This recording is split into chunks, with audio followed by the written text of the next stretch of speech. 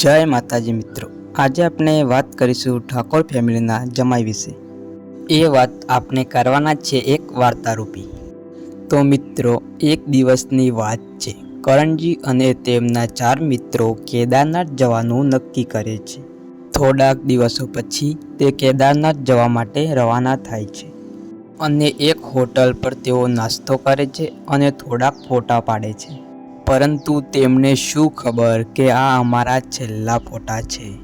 ગાડીમાં ગીત વાગતા હતા અને 4 મિત્રો ખૂબ જ ખુશ હતા। એમ કરતાં તેઓ ઉત્તર પ્રદેશના મુફ્ફજાનગરમાં પહોંચે છે અને ગાડી ખૂબ જ સ્પીડમાં હોય છે।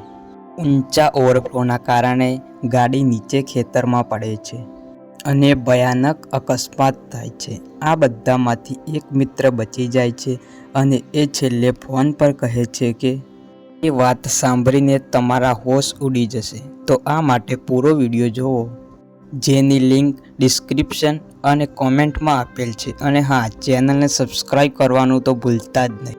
જય માતાજી।